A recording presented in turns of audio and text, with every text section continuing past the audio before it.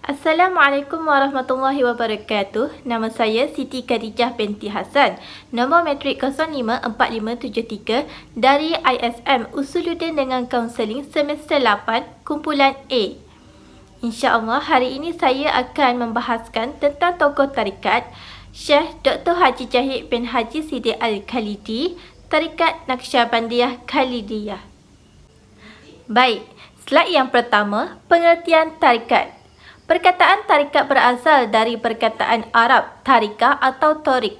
Pengertian umum bagi tarikat itu ialah jalan agama Allah, iaitu jalan Islam itu sendiri.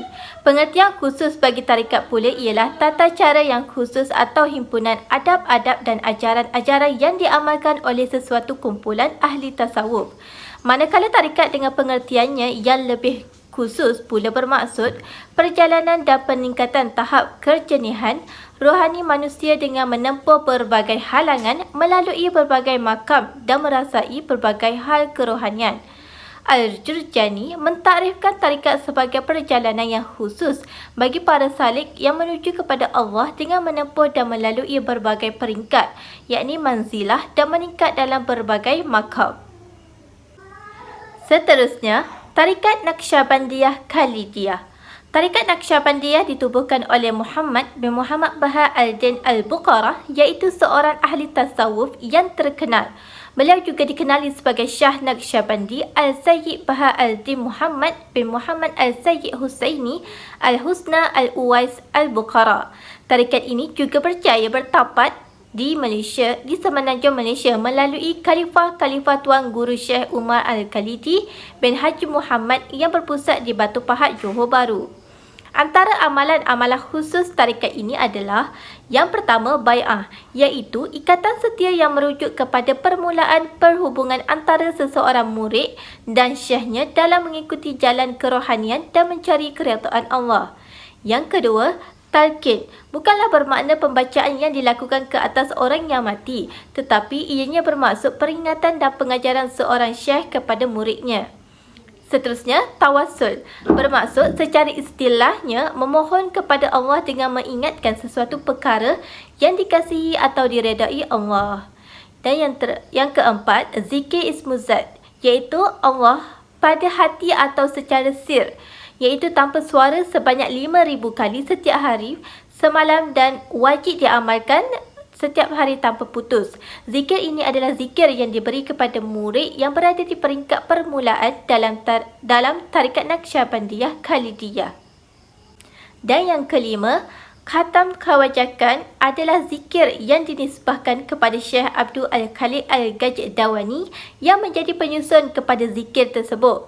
Pelaksanaannya dalam tarikat Naqsyabandiyah Khalidiyah di Malaysia mengamalkannya dengan menggunakan 100 biji batu kecil dan 10 biji batu besar. Seterusnya, tawajuh pula merujuk kepada penumpuan hati kepada nur zat Allah tanpa disebutkan lafaz, iaitu bermaksud zikir kafi. Ianya hendaklah menghadirkan hati kepada Allah dan menyaksikan keesaan zat Allah. Dan yang terakhir, riyadah atau suluk dikenali juga dalam konteks umum sebagai amalan berkhalwat dalam istilah tasawuf. Al-Jurjani dan Ibnu Arabi menjelaskan khalwat bermaksud perbualan batin dengan Allah.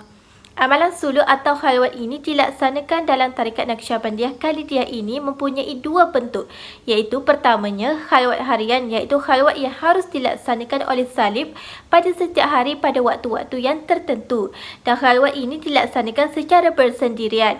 Manakala jenis yang kedua adalah khalwat berjemaah, iaitu lebih dikenali dengan istilah suluk. Suluk biasanya dilaksanakan setahun sekali atau 2 kali.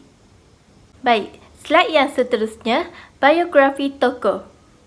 Tuan Guru Dr. Haji Jahid bin Haji Sidi, beliau dilahirkan pada 11 Februari 1940 di Batu Pahat, Johor Bahru, Darul Takzim. Beliau menerima pendidikan awal di Sekolah Kebangsaan dan tamat darjah 6 pada tahun 1956. Kemudian pada tahun 1956 hingga 1958, beliau meneruskan pengajian ke Sekolah Arab Keluang, Johor. Seketika pada tahun 1957, beliau juga mendapat pendidikan di Sekolah Agama Kerajaan Johor dan diberi anugerah sijil darjah khas yang melayakkannya untuk menjadi guru agama di sekolah-sekolah agama Johor. Beliau meneruskan pendidikan di peringkat pengajian tinggi di Kolej Islam pada tahun 1956 hingga 1963. Pada tahun 1972, beliau memperoleh ijazah sarjana muda sastra daripada Universiti Malaya. Seterusnya, pada tahun 1975, beliau memperoleh ijazah sarjana dalam bidang usul fiqh daripada universiti yang sama. Seterusnya, pada tahun 1992, beliau memperoleh ijazah Doktor Falsafah dalam bidang Usuluddin Tasawuf juga daripada Universiti Malaya dan berjaya memperoleh ijazah Doktor Falsafah yang kedua dari Universiti Malaya Pahang UMP. Slide yang seterusnya akan membahaskan tentang penlibatan beliau dalam tarikat dan tasawuf. Dengan kepakaran yang dianugerahkan kepada beliau dalam bidang tasawuf, beliau menubuhkan dan pengasas Institut Latihan Ilmu Tarikat Tasawuf Manarat, Ilit Manarah, Jalan Tanjung Ipoh, Ranjau Hantu, Kampung Parit Seberang, Kuala Pilah Negeri Sembilan. Beliau juga merupakan pengerusi Madrasah Babul Khairat Johor Bahru dan juga merupakan pengerusi Madrasah Manarati Ilmi Kuantan Pekan. Beliau juga mengkaji, mempelajari dan mengamalkan 3 tarikat iaitu Ahmadiyah, Qadiriyah dan Naqsyabandiyah.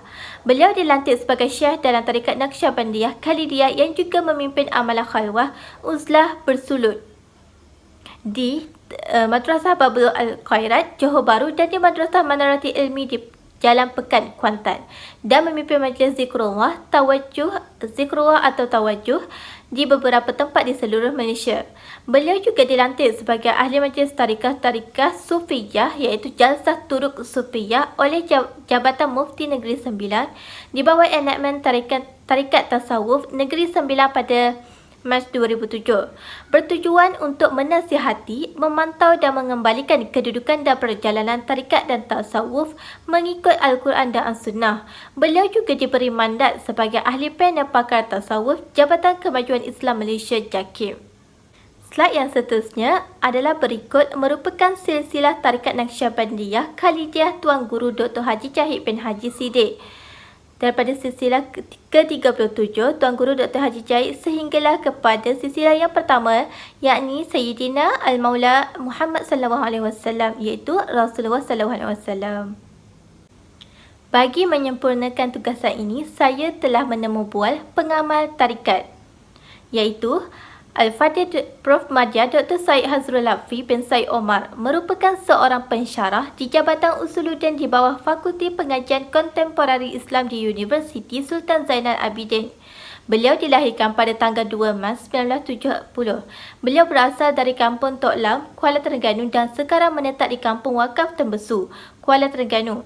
Beliau mempunyai 9 orang adik-beradik dan merupakan anak yang keempat. Beliau dibesarkan dalam keluarga yang teguh mengamalkan agama Islam yang taat pada perintah Allah dan Rasulnya dan merupakan keturunan Rasulullah iaitu pada nasab yang ke-40. Beliau juga merupakan keturunan Tok Kupaloh yang keempat. Tambahan itu, pada sebelah ibu beliau dikenali sebagai keluarga Al-Idrus dan sebelah bapa keluarga Al-Bukhari. Oleh itu, beliau dinisbahkan kepada keluarga Al-Bukhari mengikut jalur bapa beliau iaitu Syed Omar. Terdapat banyak soalan yang dianjurkan kepada beliau. Namun, beberapa soalan sahaja saya masukkan ke dalam slide presentation ini. Baik, hasil temu bual bersama Khalifah Tarikat. Soalan yang pertama, apa pandangan Ustaz berkenaan tarikat dalam ilmu tasawuf? Beliau menjawab, tarikat ini adalah komponen penting dalam ilmu tasawuf kerana ilmu tasawuf merujuk kepada disiplin ilmu yang berhubung kait dengan pembersihan jiwa. Soalan yang kedua, bagaimana nak mencapai pembersihan dan pembentukan jiwa yang murni? Beliau berkata, ulama dulu pernah berkata, kita perlu menempuh satu bentuk jalan agama atau perjalanan kerohanian yang khusus dipanggil tarikat. Orang yang melakukan proses itu dipanggil salik. Soalan yang seterusnya, pengalaman dan cabaran dalam penyertaan tarikat. Amalan tarikat ini memerlukan ketekunan dalam bermujahadah supaya hati benar-benar terdidik. Pada permulaan buat amalan tersebut secara paksa sehingga ia menjadi rutin kebiasaan. Proses ini mengambil masa setahun untuk berubah, namun perasaan malas, perasaan tak nak tetap wujud. Proses paksa diri tetap diteruskan sehingga beliau dapat menjinakkan hawa nafsu dan berasa suka dengan amalan-amalan tarikat seperti zikir. Proses ini perlu sentiasa diteruskan sehingga terbit rasa kasih, rasa rugi bila tak buat, rasa rugi bila tak berzikir dan sayang untuk meninggalkan amalan tarikat ini. Proses ini melatih tubi, hati dan jiwa kita hanya untuk Allah, ujar beliau. Dan soalan yang terakhir, perubahan yang berlaku pada diri beliau setelah bertarikat. Beliau berkata, semua orang termasuk ustaz yang beramal dengan tarikat dengan garis panduan yang benar akan melalui perubahan hati dari negatif kepada positif, dari lalai kepada ingat Tuhan, dari tidak kenal Allah kepada kenal Allah dan dari tidak suka beribadah kepada suka beribadah. Hati perlu dididik dengan amalan tarikat. Dan slide yang terakhir, kesimpulan. Amalan-amalan yang dilakukan oleh tarikat Naqsyabandiyah Khalidiyah ini semuanya mempunyai asas berdasarkan kepada pengamalan yang telah dilakukan oleh Syekh-Syekh Naqsyabandi sebelum mereka dan semuanya berasaskan kepada ajaran Rasulullah yang telah menyampaikannya kepada sahabat dan pengikut sesudah mereka sehinggalah sampai kepada Syekh-Syekh tarikat Naqsyabandiyah Khalidiyah secara bersana. Amalan-amalan mereka ini merupakan amalan dalam usaha membersihkan diri dan mencapai makrifat melalui jalan kerohanian dan kesemua amalan ini diiktiraf oleh Al-Quran dan Sunnah tanpa ada pertentangan dengan syariat kerana kaedah yang utama sebelum menjalani tarikat adalah pemantapan dari sudut akidah. Sekian, itu sahaja daripada saya. Assalamualaikum warahmatullahi wabarakatuh.